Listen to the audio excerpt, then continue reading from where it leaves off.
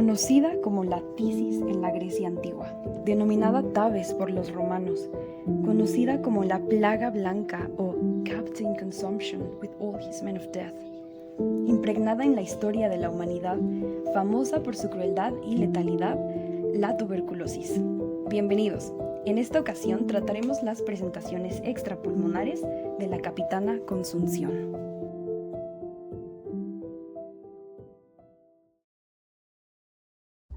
Bueno, recordemos rápidamente. La tuberculosis primaria es la infección inicial en la que los núcleos de las gotitas inhaladas que contienen los bacilos tuberculosos se depositan en los alvéolos respiratorios periféricos. Estos alvéolos tienen a los macrófagos alveolares, que con sus receptores del complemento reconocen las bacterias y las fagocitan. Ahora, algunas micobacterias impiden la acción de las enzimas lisosomales y por lo tanto se pueden seguir multiplicando libremente en el fagosoma del macrófago no activo. El resto de las bacterias van a escapar de los macrófagos alveolares y van a ser transportados por las células dendríticas desde los alvéolos hasta los ganglios linfáticos regionales y a partir de ahí, mediante una bacteriemia, se van a transportar a otros órganos como el hígado, el vaso, el riñón, los huesos, el cerebro, las meninges y los vértices pulmonares. Del 100% de las personas infectadas, un 5% de la enfermedad progresa produciéndose la denominada tuberculosis pulmonar primaria. En el otro 95% la enfermedad es controlada gracias a los linfocitos T helper 1 que detienen el crecimiento intracelular de las micobacterias y la evolución habitual de estas lesiones es hacia la fibrosis y la calcificación. Sin embargo, las bacterias de la tuberculosis pueden sobrevivir con un metabolismo que sobrevive a base de nitrógeno e hipoxia, pudiendo así mantenerse vivas pero inactivas en un estado de latencia, y en un 5% de los pacientes se produce una reactivación de la enfermedad dando lugar a la tuberculosis postprimaria o de reactivación. Ahora, la tuberculosis puede ser de presentación pulmonar cuando afecta principalmente al parénquima de dicho órgano o extrapulmonar cuando se manifiesta en otros tejidos u órganos del cuerpo humano.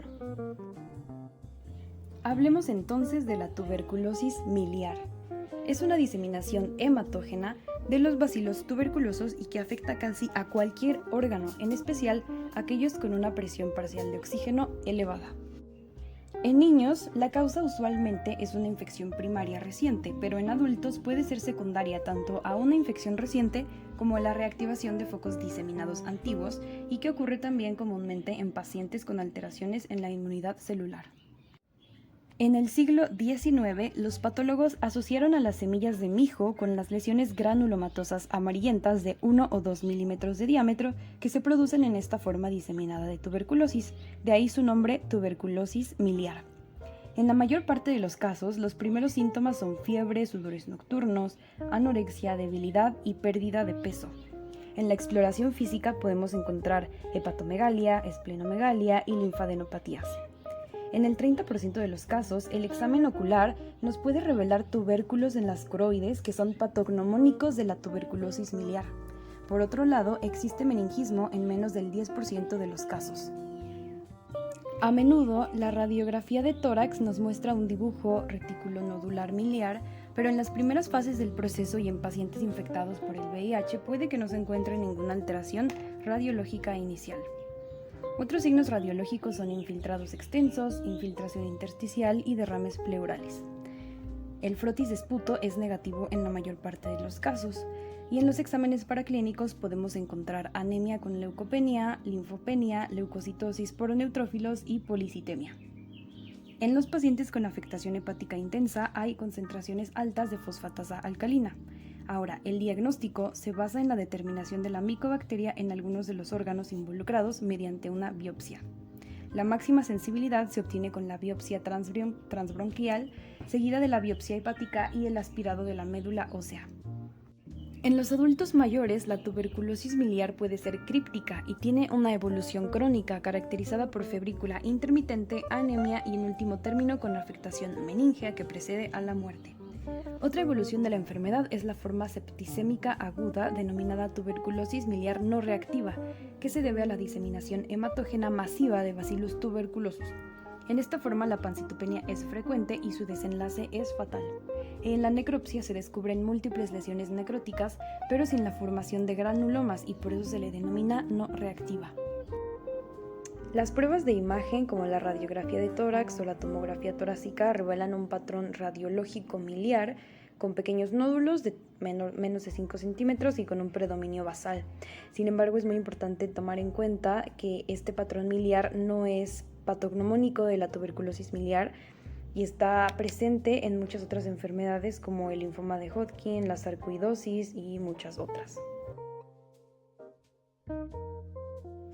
Otra de las formas de la tuberculosis extrapulmonar es la meningitis tuberculosa. Esta forma se debe a una diseminación hematógena de la tuberculosis primaria o postprimaria. Aquí lo que sucede es que un nódulo linfático externo al sistema nervioso central afectado se erosiona y descarga contenido al vaso sanguíneo. Otra causa de esta meningitis es la ruptura de un tubérculo subependimario hacia el espacio subaracnoideo. El tejido cerebral inmediatamente inferior al exudado tuberculoso presenta la zona limítrofe de encefalitis, con infiltración perivascular, diferentes grados de edema y reacción de la microglía. En más del 50% de los casos, si le pedimos una radiografía de tórax a estos pacientes, van a mostrar una lesión antigua tuberculosa pulmonar. La hidrocefalia es la complicación más frecuente y se produce por el bloqueo de la reabsorción de líquido cefalorraquídeo o por el exudado inflamatorio en las cisternas, aunque puede ser que se estreche un acueducto o un ventrículo. Otra complicación frecuente son los infartos del parénquima y el tallo cerebral. El exudado inflamatorio afecta la pared vascular, causando panarteritis con trombosis secundaria y oclusión.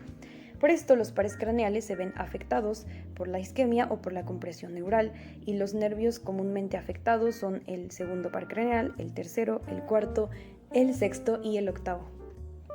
La enfermedad se manifiesta a menudo por cefalea leve, cambios ligeros del estado mental después de un periodo de semanas con febrícula, malestar general e irritabilidad.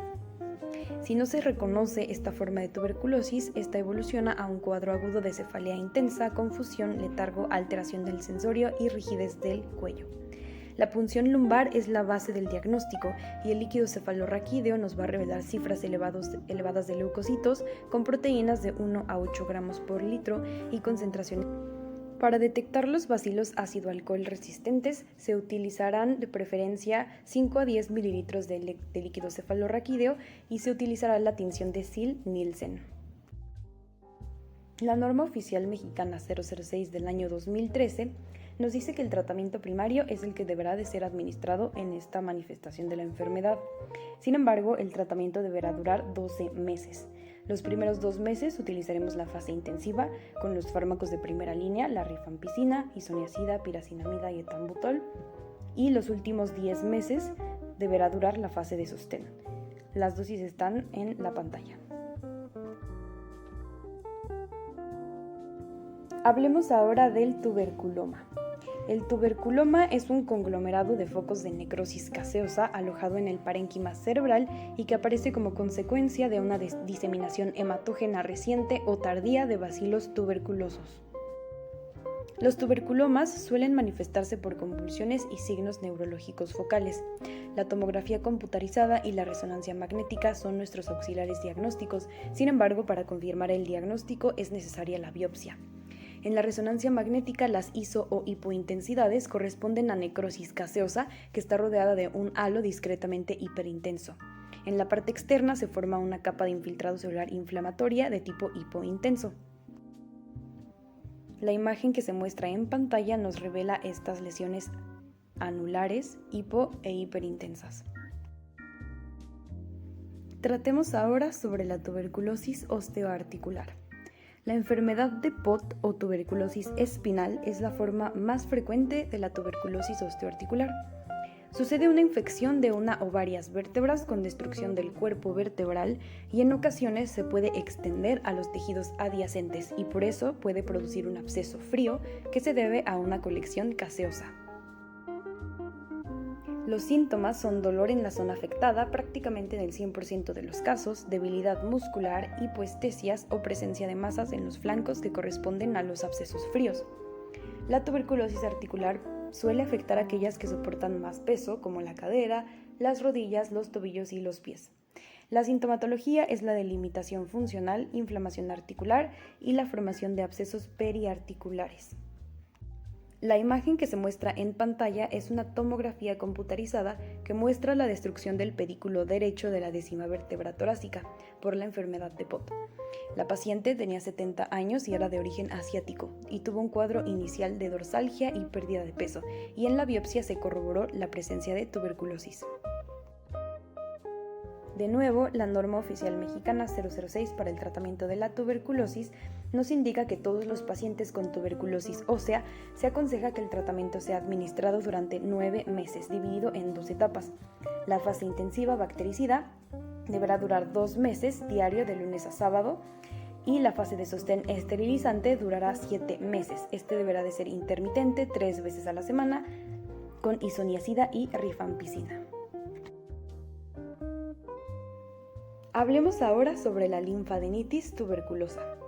En esta forma, los ganglios linfáticos son los afectados y es frecuente en sujetos infectados por VIH y también en niños, aunque también es el cuadro inicial más frecuente de la tuberculosis extrapulmonar en sujetos VIH seronegativos.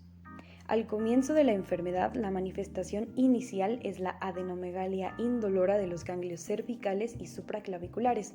De hecho, esto es conocido históricamente como la escrófula, y en la Edad Media se creía que esta enfermedad se curaba con el toque real, y la gente hacía fila para recibir este toque esperando a ser curada. De nuevo, los hallazgos clínicos más frecuentes son las tumoraciones cervicales indoloras, duras, móviles, no adheridas a los planos profundos y localizada predominantemente en los ganglios linfáticos regionales o en las glándulas salivales mayores. Los hallazgos anatomopatológicos más característicos son la presencia de granulomas gaseificantes, aunque su ausencia no excluye el diagnóstico. Ahora, la especificidad de la técnica de Ziel-Nilsson es elevada, hasta un 90%, pero presenta una baja sensibilidad. Esto significa que solo es positiva más o menos en el 20% de los casos. Entonces, el diagnóstico definitivo se obtiene mediante el método clásico, que es el cultivo, aunque solo es positivo entre el 10 y el 69% de los casos. Además, existe otra limitación y es que tarda al menos 3 a 4 semanas en dar los resultados. Otras técnicas moleculares, que son más rápidas, nos pueden dar el resultado en menos de 48 horas, nos permiten también tipificar el tipo de bacteria. Sin embargo, no siempre están disponibles y su costo siempre va a ser más elevado. Por lo tanto, al final la biopsia de los nódulos linfáticos va a ser el paso esencial para el diagnóstico definitivo de esta patología. Además, es una técnica simple, segura y con pocas complicaciones, además de ser también costo efectiva. El tratamiento reservado para este tipo de tuberculosis es la multiterapia con fármacos tuberculostáticos, y la pauta actual es piracinamida más etambutol más isoniazida y rifampicina durante 2 meses, y a continuación únicamente isoniazida y rifampicina hasta completar los 6 meses. En pacientes inmunodeprimidos o con SIDA, esta pauta se extiende hasta 9 meses. En la imagen que se muestra en pantalla podemos observar la evolución clínica de la lesión, teniendo en la imagen A la primera consulta y la C el control a los 6 meses. Y bueno, eso fue todo por el episodio de hoy. Muchas gracias por escucharme, que tengas un buen fin de semana. ¡Hasta luego!